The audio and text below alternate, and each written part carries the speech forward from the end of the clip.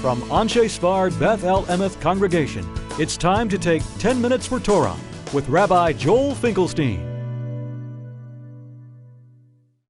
Welcome to our discussion of Parshat Vayigash, the two exiles.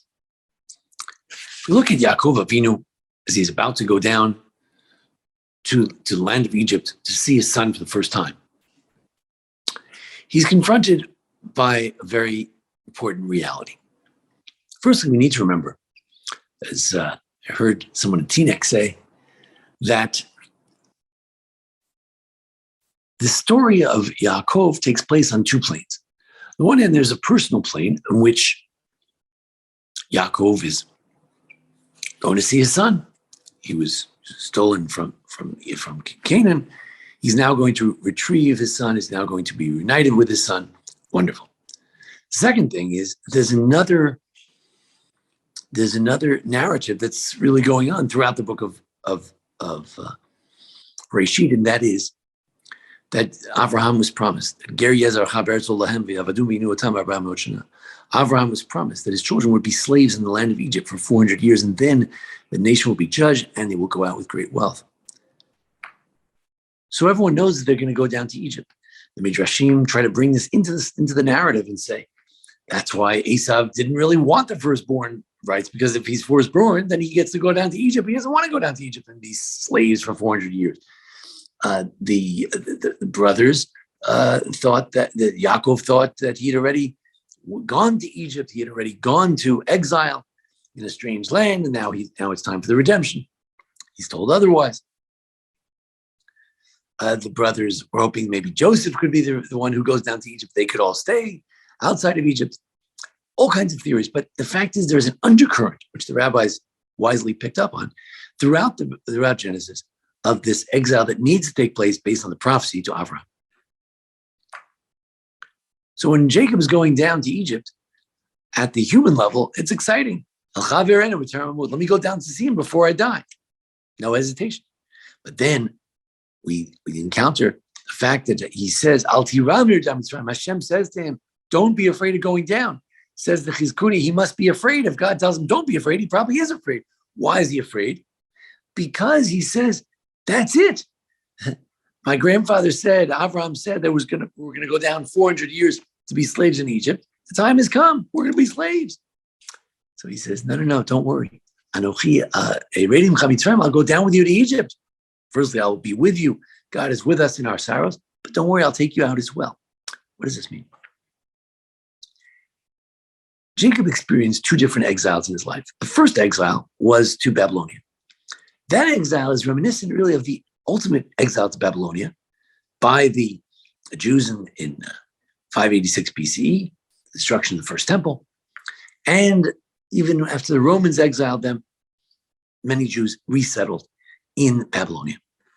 Babylonia Bavel became the center and the model for exile. In fact, Babylonian exile lasts to this day. Not too many Jews in Babylonia today, but there are some in Persia, which is an extension of Babylonia.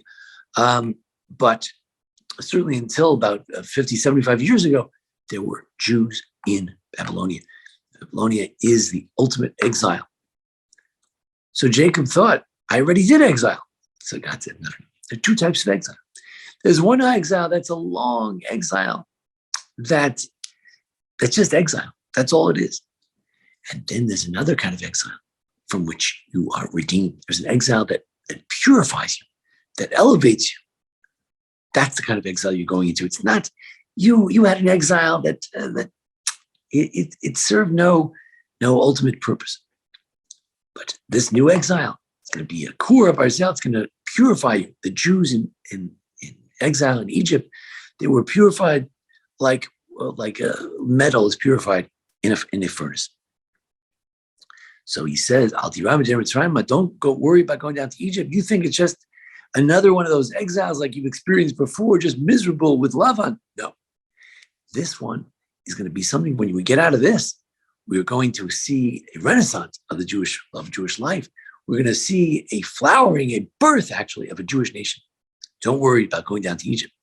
things are going to be great. It's going to be beautiful. This is a different kind of exile. As Jewish people, we know two types of exile. We know exile that's just miserable. Then we know that ultimately there's exile which redeems, exile that purifies, the exile that defines us. Last 2,000 years, we've been defined as victims. We've been defined as people focused on learning, and that continues to define us. And as we return to the land of Israel today, we have to remember those values that we learned in exile.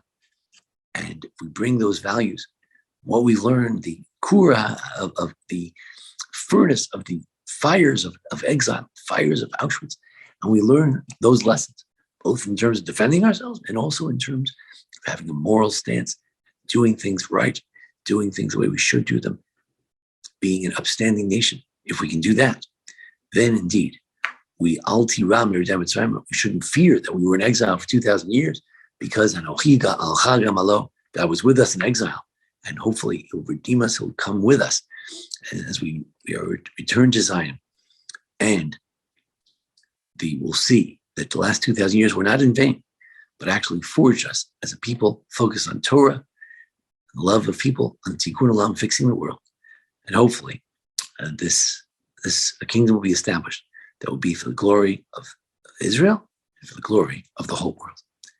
Thank you for joining us here at the Beth El Congregation for our discussion of Parshat Vayigash. Join us each week for a discussion of the Parsha and the holidays. Thank you. This has been 10 Minutes for Torah with Rabbi Joel Finkelstein. To learn more, visit asb.org.